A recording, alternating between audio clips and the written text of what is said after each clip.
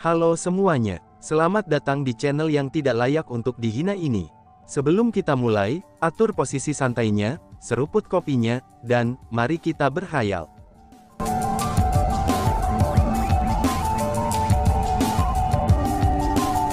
Melanjutkan cerita sebelumnya, kakak, jangan seperti ini. Ini hanya dorongan tiba-tiba dari adik perempuan kami. Setelah melihat ini, Tang Hu dan Tang Yong bergegas mendekat. Tidak peduli apa, mereka tidak dapat menyaksikan Tang Long memukul Tang Ying sampai mati. Adegan 4 saudara Tang family ini dilihat oleh orang-orang dari keluarga Cao.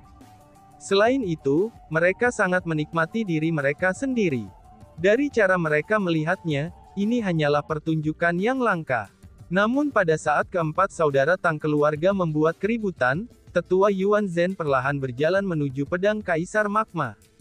Persenjataan leluhur yang tidak lengkap ini bukan masalah kecil. Melalui persenjataan leluhur yang tidak lengkap ini, asal-usul Chu Feng dapat ditentukan, ucapnya. Dan, wush, tiba-tiba saja, Tetua Yuan Zhen mengulurkan tangan dan meraihnya. Pedang Kaisar Magma Chu Feng langsung ditarik ke tangannya. Ketika berbicara tentang hal itu dengan menyenangkan, dia ingin menggunakan persenjataan leluhur yang tidak lengkap ini untuk menentukan asal-usul Chu Feng. Namun demikian, dia sebenarnya baru saja merencanakan untuk merebutnya untuk dirinya sendiri. Namun tepat setelah dia meraih pedang Kaisar Magma, ekspresi Tetua Yuan Zhen sangat berubah. Kemudian dia mengepalkan tinjunya, dan dengan ledakan, pedang Kaisar Magma hancur. Bagaimana ini bisa terjadi? Melihat adegan ini, banyak orang mengungkapkan ekspresi terkejut. Karena bagaimanapun, itu adalah persenjataan leluhur yang tidak lengkap. Terlepas dari seberapa kuat Tetua Yuan Zhen dengan kultivasinya, dia tidak akan dapat dengan mudah menghancurkan persenjataan leluhur yang tidak lengkap. Sampah. Kami telah tertipu. Pada saat itu, keluarga Tang dan kepala keluarga Cao adalah yang pertama bereaksi. Pada saat pedang Kaisar Magma hancur, mereka telah menyadari bahwa pedang Kaisar Magma bukanlah persenjataan leluhur yang tidak lengkap. Namun karena mereka telah bertarung melawan Chu Feng sebelumnya, mereka tahu betul bahwa senjata yang digunakan Chu Feng adalah persenjataan leluhur yang tidak lengkap. Agar situasi yang dihadapi terjadi, itu hanya akan berarti satu hal. Bahwa Magma Emperor Sword yang dibuat oleh Chu Feng adalah palsu, sedangkan yang asli diambil oleh Chu Feng. Dengan kata lain, Chu Feng belum mati. Tapi sebaliknya, dia telah mengambil kesempatan untuk melarikan diri. Hanya saja, tidak ada yang memperhatikan bagaimana Chu Feng melarikan diri. Kenapa kalian semua masih berdiri di sana? Cepat, pergi dan kejar dia. Jika Chu Feng itu tidak terbunuh, kalian semua harus menanggung akibatnya. Tetua Yuan Zhen berteriak dengan marah. Setelah selesai mengucapkan kata-kata itu, dia pun menghilang. Dia telah meninggalkan daerah itu melalui terobosan dalam pembentukan formasi, yang diciptakan oleh keluarga Cao untuk mencari dan menangkap Chu Feng. Sialan. Sebagai tanggapan, kepala keluarga Tang dan tubuh kepala keluarga Cao bergeser saat mereka bergegas mengejar Chu Feng. Pada saat itu, hanya orang-orang dari keluarga Tang dan keluarga Cao yang tersisa. Mereka semua memiliki ekspresi bingung di wajah mereka. Meskipun Tetua Yuan Zhen belum menyatakannya dengan jelas, tapi mereka dapat menyadari bahwa tampaknya Chu Feng belum mati, dan dia telah melarikan diri. Setelah berpikir bahwa mereka telah mencoba membunuh seseorang dari klan surgawi, hanya untuk berakhir dengan kegagalan dan dengan melarikan dirinya orang itu, semua orang menjadi sangat ketakutan. Dan bahkan, mereka yang lebih pengecut sekalipun mulai menggigil. Meskipun mereka semua kultivator bela diri, dan harus memiliki kebijaksanaan besar dan kemampuan untuk menahan goncangan, tapi tetap saja mereka dipenuhi dengan ketakutan yang tak ada habisnya, itu ketika mereka memikirkan bagaimana akan ada orang-orang dari klan surgawi yang datang ke sini untuk menyerang mereka. Karena bagaimanapun, apa yang akan mereka hadapi pada saat itu adalah malapetaka dari kematian tertentu. Chu Feng masih hidup, seru Tang Ying. Namun pada saat ini ketika sebagian besar orang dipenuhi dengan rasa takut, Tang Ying mengungkapkan ekspresi kebahagiaan. Meskipun dia tahu bahwa keluarga Tang akan berada dalam situasi yang sangat berbahaya jika Chu Feng melarikan diri hidup-hidup, bahwa keluarganya mungkin menghadapi bahaya fatal, dan dia masih berharap agar Chu Feng dapat melarikan diri hidup-hidup. Dia tidak ingin Chu Feng mati. Adapun Chu Feng, dia secara alami masih hidup. Chu Feng telah memanfaatkan properti tubuhnya yang abadi dan tidak bisa dihancurkan, yang ia dapatkan setelah bergabung dengan keterampilan rahasia 5 elemen. Dia telah membubarkan tubuhnya ke dalam 5 energi berbeda yaitu angin, kilat, air, api, dan juga bumi. Kemudian dengan menggunakan teknik formasi spiritualnya, ia telah mengubah aura energi, serta betapa jelasnya mereka. Kemudian mengambil keuntungan dari riak energi yang terbentuk oleh tabrakan 3 Heaven Tabo Martial Skill yang menelan seluruh area sekitarnya, ia menyelinap ke riak energi dan diam-diam melarikan diri dari keluarga Tang. Adapun alasan mengapa Chu Feng memutuskan untuk melarikan diri, itu karena dia tidak memiliki kepastian mutlak untuk dapat mengalahkan kepala keluarga Tang, kepala keluarga Cao, dan tetua Yuan Zhen, 3 peringkat 7,5 bela diri leluhur itu. Hari ini, keluarga Tang telah memutuskan untuk mengkhianati Chu Feng yang menjadi dermawan mereka, itu demi kepentingan diri mereka sendiri. Maka demikian, Chu Feng bertekad untuk membalas dendam. Jadi demi balas dendamnya, Chu Feng harus melarikan diri. Ketika dia yakin bisa mengalahkan kepala keluarga Tang, dia akan kembali untuk mengurus keluarga Tang. Singkatnya, Chu Feng sama sekali tidak akan menelan apa yang dilakukan padanya di sini hari ini. Dia pasti akan memberikan keluarga Tang pelajaran yang kejam. Selain itu, tidak hanya keluarga Tang saja. Chu Feng juga tidak akan menyayangkan keluarga Cao itu. Chu Feng tidak bercanda ketika dia mengatakan bahwa dia akan menghilangkan keluarga Tang dan Cao. Setelah melarikan diri dari keluarga Tang, Chu Feng langsung menuju hutan hantu Dark Knight secara langsung. Meskipun Chu Feng seharusnya menyembunyikan dirinya, karena ia baru saja lolos dari bahaya dan harus melarikan diri sejauh mungkin dari keluarga Tang, Chu Feng pun tidak melupakan keselamatan Wang Qiang. Karena dia sudah mendapatkan mata air yang menundukkan iblis, Chu Feng harus segera melanjutkan ke hutan hantu kegelapan untuk mencari wanita iblis itu, dan menyelamatkan Wang Qiang. Selain itu, Chu Feng takut jika dia menunda terlalu lama, Wang Qiang akan dibunuh oleh wanita iblis itu. The Dark Knight Ghost Forest terletak di seberang Gunung Abadi Radiance. Meskipun wilayahnya tidak seluas Gunung Abadi Radiance, namun hutan hantu kegelapan masih sangat besar. Yang paling penting adalah, pohon-pohon di dalam Dark Knight Ghost Forest sangat istimewa. Tidak hanya dahan dan daunnya seperti bilah yang tajam, bahkan warnanya juga hitam pekat. Selain itu, tidak ada makhluk hidup di hutan hantu kegelapan. Bahkan angin sekalipun tidak mampu menembus hutan. Tempat itu tampak seolah telah dikutuk, dan itu begitu sunyi sehingga sangat menakutkan. Saat Chu Feng berjalan di hutan, tempat itu bisa dikatakan gelap gulita. Meskipun jenis kegelapan ini tidak dapat menghalangi penglihatan Chu Feng, namun sensasi menyesakkan masih menyebabkan Chu Feng merasa tidak nyaman. Wang Qiang, meskipun kamu orang yang mengecewakan, tapi kamu harus tetap hidup. Pada saat itu, Chu Feng sudah mencari di Dark Knight Ghost Forest selama beberapa hari hingga sekarang. Namun demikian, dia masih tidak dapat menemukan jejak Wang Qiang atau wanita iblis itu. Ini menyebabkan Chu Feng merasa lebih tidak nyaman. Karena bagaimanapun, wanita iblis itu dikatakan suka memakan pria. Semakin banyak waktu berlalu, maka semakin besar kemungkinan Wang Qiang akan terbunuh olehnya. Itu adalah, seru Chu Feng. Tiba-tiba saja, Chu Feng mengungkapkan ekspresi kaget saat teror dan kegelisahan muncul di matanya. Segera setelah itu, tubuh Chu Feng bergeser saat ia dengan cepat terbang ke depan. Segera, Chu Feng tiba di hutan yang sangat berbahaya. Ada banyak formasi era kuno di tempat itu.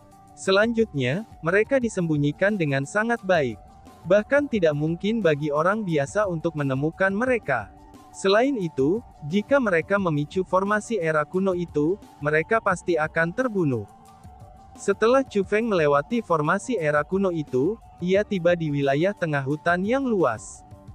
Di tempat itu, Chu Feng melihat sejumlah besar tulang.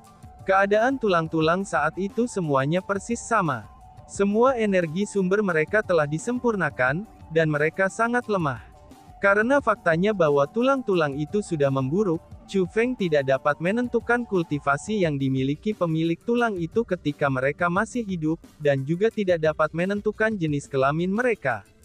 Namun demikian, Chu Feng bisa mengatakan bahwa itu belum lama sejak pemilik tulang terbunuh. Jika dia harus menghitung waktu kematian mereka, Chu Feng merasa bahwa mereka pasti sekelompok orang yang telah dibawa bersama dengan Wang Qiang hari itu. Selain tulang, ada juga tempat tidur kecil yang dibentuk dengan menumpuk pohon. Selanjutnya, ada jejak api unggun juga. Semua ini menandakan bahwa seseorang telah tinggal di sini sebelumnya. Orang macam apa yang akan tinggal di tempat seperti ini? Tentu saja, ini pasti wanita iblis itu. Dengan demikian, Chu Feng yakin bahwa tempat ini harus menjadi basis wanita iblis itu, bahwa tulang-tulang di sini adalah sisa-sisa orang yang ditangkap oleh wanita iblis tersebut pada waktu itu. Namun karena tulang sudah memburuk, Chu Feng tidak dapat menentukan set tulang mana yang milik Wang Qiang. Namun demikian, ia harus menentukan apakah tulang Wang Qiang termasuk di antara tumpukan tulang ini atau bukan. Akan baik-baik saja jika tulang Wang Qiang tidak ada di tumpukan tulang. Namun jika tulang Wang Qiang ada, itu berarti kalau Wang Qiang telah mati oleh tangan wanita iblis itu. Adapun hal ini, itu adalah sesuatu yang Chu Feng tidak ingin terjadi. Tanpa alternatif lain, Chu Feng memutuskan bahwa ia akan menghitung jumlah tulang yang ada. Alasan untuk itu adalah, karena Chu Feng menyadari bahwa situasinya tidak beres, itu ketika Wang Qiang memutuskan untuk mengganggu wanita iblis itu. Pada saat itu, Chu Feng secara tidak sadar memperhatikan semua orang yang hadir pada saat itu. Disengaja atau tidak, Chu Feng ingat jumlah orang yang ditangkap oleh wanita iblis itu. Dengan demikian, melalui penghitungan jumlah tulang, Chu Feng bisa memiliki tekad kasar apakah tulang Wang Qiang ini ada di sini atau tidak. Meskipun tidak ada dasar yang dapat diandalkan untuk teorinya, Chu Feng merasa bahwa Wang Qiang akan menjadi orang terakhir yang mati di antara kelompok orang yang ditangkap. Sial. Tiba-tiba saja, ekspresi Chu Feng berubah sangat besar, dan dia mulai menggertakkan giginya karena marah. Pada saat yang sama, rasa kesedihan yang kuat muncul di matanya. Persetan. Kemudian Chu Feng mengepalkan tinjunya, dan dengan kejam menghantamkannya ke tanah. Itu menyebabkan bumi bergetar, dan seolah-olah ada gempa bumi. Gemetaran berlanjut.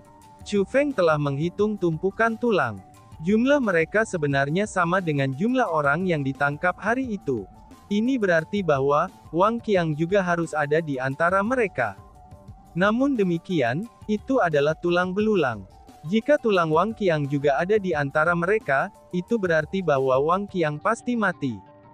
Kenapa aku selemah ini? Kenapa aku selemah ini? Aku tidak berguna, aku benar-benar tidak berguna. Ketika aku bahkan tidak dapat melindungi teman aku, bagaimana aku bisa mendapatkan kembali martabat aku? Sampah. Chu Feng, kamu hanyalah sampah.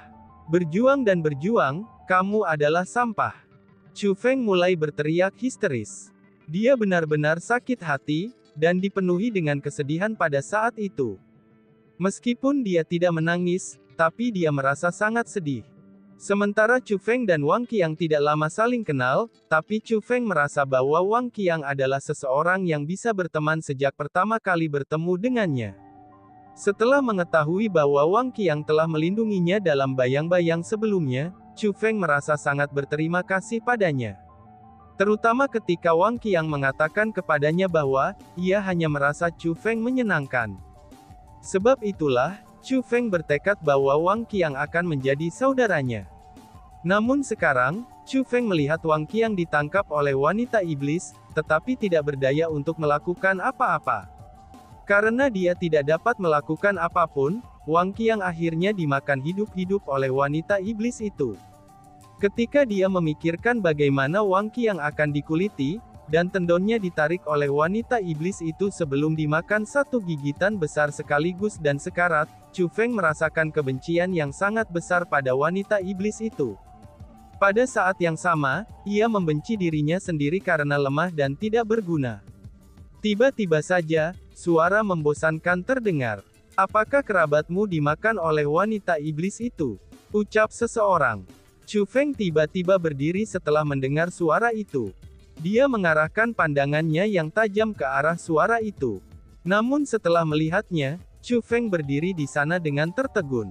Sebenarnya itu adalah biksu tua. Pria tua ini sangat kurus, dan pakaiannya sangat usang. Ada banyak tambalan di pakaian katunnya yang sudah usang, dan itu membuatnya tampak seperti pengemis. Namun meskipun pakaian yang dikenakan sangat rapi dan bagus, tapi mereka sebenarnya tidak ternoda bahkan oleh setitik debu. Chu Feng bisa tahu dengan pandangan sekilas saja, bahwa biksu tua yang keriput ini bukan orang biasa. Alasan untuk itu adalah, karena dia tidak memiliki kultivasi, dan tampak tidak berbeda dari orang biasa yang tidak pernah memulai jalur kultivasi bela diri. Namun demikian, bagaimana mungkin orang biasa bisa mencapai tempat berbahaya seperti itu? Siapa kamu? Tanya Chu Feng. Chu Feng menahan kesedihan atas kematian Wang Qiang, dan menanyai biksu tua itu dengan hati-hati. Namun demikian, Chu Feng tidak menyebut biksu tua itu sebagai senior. Alasan untuk itu adalah, karena Chu Feng tidak dapat memastikan apakah biksu tua ini adalah teman atau musuh. Faktanya, dia tidak dapat menentukan apakah biksu tua ini bahkan manusia atau bukan. Lagi pula, tempat ini bukan hanya hutan hantu kegelapan, tapi itu juga merupakan markas wanita iblis. Karena itulah, tidak ada alasan bagi biksu tua ini untuk datang ke sini tanpa alasan sama sekali. Jika menilai dari reaksi yang kamu lakukan sebelumnya, aku tahu pasti bahwa kamu harus memiliki kerabat yang mati oleh tangan wanita iblis itu. Namun jika kamu ingin menemukan wanita iblis itu untuk balas dendam, aku akan mendesak kamu untuk meninggalkan tempat ini sesegera mungkin. Bahkan jika kamu telah membawa Demon Subduing Spring Water bersamamu, perbedaan antara kultivasi kamu masih terlalu besar. Karena itulah, tidak mungkin bagimu untuk menjadi lawan bagi wanita iblis itu, kata biksu tua itu dengan tenang. Kamu tahu wanita iblis itu? Tanya Chu Feng. Lalu kenapa jika aku tahu? Tanya biksu tua itu. Cepat, katakan di mana wanita iblis itu, ucap Chu Feng sambil membalik pergelangan tangannya, dan mengungkapkan persenjataan leluhurnya yang tidak lengkap, yaitu pedang Kaisar Magma. Pada saat yang sama, ia melepaskan Thunder Armor dan Thunder Wings-nya. Aura tak terbatas Chu Feng segera menelan seluruh wilayah sekitarnya. Namun bahkan ketika dihadapkan dengan Chu Feng seperti itu, ekspresi biksu tua itu tetap tidak berubah. Justru sebaliknya, dia tersenyum ringan dan berkata, "Jangankan aku yang tidak tahu, bahkan jika aku tahu sekalipun, aku tidak akan memberi tahu kamu," ucap biksu tua itu. "Berada di sisi kejahatan, kamu juga layak mati," ucap Chu Feng. Kemarahan yang ditahan Chu Feng dengan susah payah itu akhirnya meledak. Dia mencengkeram magma Kaisar Pedang, dan bergegas untuk menyerang biksu tua itu. Wush! Biksu tua itu melambaikan lengan bajunya, dan menyebabkan semburan angin ringan. Angin itu sebenarnya meniup Chu Feng kembali berulang kali. Tidak hanya Chu Feng tertiup kembali, bahkan kekuatannya yang menindas dan niat membunuh tersebar oleh angin lembut itu. Pada saat itu, Chu Feng merasakan hawa dingin di dalam hatinya. Meskipun dia sudah menebak bahwa biksu tua itu mungkin seorang ahli kultivasi, tapi Chu Feng tidak berharap bahwa dia akan begitu kuat. Jika Chu Feng bertarung melawan wanita iblis dengan lugas, dia tidak akan cocok untuknya. Demikian juga jika Chu Feng bertarung melawan biksu tua ini secara langsung, bahkan 100 Chu Feng tidak akan cukup untuk membunuh biksu tua ini. Melihat bahwa kamu hanya melakukan tindakan bodoh seperti itu karena kesedihanmu atas kematian kerabatmu, biksu tua ini tidak akan bertengkar denganmu hari ini, kata biksu tua itu dengan tenang. Apakah kamu manusia atau bukan? Tanya Chu Feng. Jadi bagaimana jika aku iya, dan bagaimana jika aku bukan? Biksu tua itu menolak untuk menjawab. Wanita iblis itu dengan sengaja membantai orang tak berdosa. Bagaimana kamu bisa mengabaikan tindakannya? Tanya Chu Feng. Dia mencoba mengorek lebih dalam, apakah biksu tua itu berada di pihak wanita iblis atau tidak.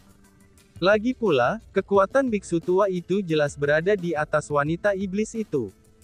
Jika dia ingin membunuh wanita iblis itu, tidak mungkin bagi wanita iblis itu untuk bertahan hidup. Dengan sengaja membantai orang tak berdosa tak. Jika kematian manusia tidak bersalah, lalu bagaimana dengan kematian binatang buas lainnya? Bahkan rumput dan pohon pin memiliki kehidupan.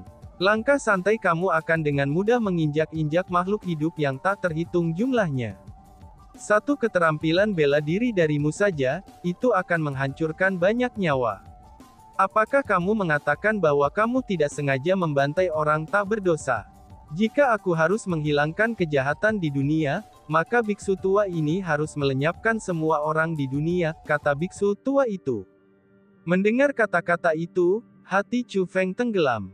Meskipun biksu tua itu menggunakan sophistry, tapi apa yang dia katakan bukanlah tanpa alasan. Karena bagaimanapun, memang benar bahwa bunga, tanaman, dan pepohonan semuanya adalah makhluk hidup. Ketika para ahli bertarung satu sama lain, hanya riak energi dari mereka yang bisa menghancurkan suatu wilayah. Satu keterampilan bela diri akan menyebabkan kematian bunga, tanaman, dan pohon yang tak terhitung jumlahnya. Jika tidak bersalah harus disebutkan, bunga-bunga, tanaman, dan pohon-pohon itu tidak pernah menyinggung siapapun. Dengan demikian, kematian mereka benar-benar sangat tidak bersalah. Karena kita sudah bertemu, itu berarti takdir. Ketika kamu merasa dirugikan dan patah hati karena kematian kerabat kamu, itu berarti kamu adalah individu yang penuh kasih sayang dan jujur. Karena itulah, aku akan memberi kamu nasihat. Untuk membalas dendam, pertama-tama kita harus memiliki kekuatan untuk melakukannya. Adapun untuk memahami jalur kultivasi bela diri untuk mencapai terobosan berturut-turut, seseorang harus memiliki hati yang tenang. Jadi, kamu tidak punya harapan seperti itu, kata biksu tua itu. Setelah selesai mengucapkan kata-kata itu, dia melangkah ke udara dan mulai berjalan pergi. Meskipun langkah kakinya sangat lambat, tapi kecepatannya sangat cepat. Hanya dalam sekejap mata, dia telah mencapai langit. Senior, tepatnya siapa kamu? Teriak Chu Feng. Meskipun biksu itu tidak memiliki niat untuk menghilangkan wanita iblis, tapi dia juga tidak punya niat untuk menyerang Chu Feng. Meskipun Chu Feng telah kehilangan alasannya karena marah sebelumnya, dan menyerang biksu tua itu sementara juga menyinggung dia berulang kali, tapi biksu tua itu masih tidak menyakiti Chu Feng. Namun sebaliknya, dia memberi Chu Feng saran. Dapat dikatakan bahwa dia secara tidak langsung telah membantu Chu Feng. Jadi, terlepas dari apakah biksu tua itu manusia atau bukan, ia telah mendapatkan rasa hormat Chu Feng, dan layak mendapat gelar senior. Aku bukan siapa-siapa. Berpura-puralah seperti kamu tidak pernah bertemu aku. Jangan menyebutkan aku dengan orang lain, karena itu tidak akan bermanfaat bagi kamu, suara biksu tua itu terdengar. Namun anehnya, sosoknya sudah menghilang tanpa jejak. Dan tiba-tiba saja bersambung. Sekian dan terima kasih banyak. Bye-bye.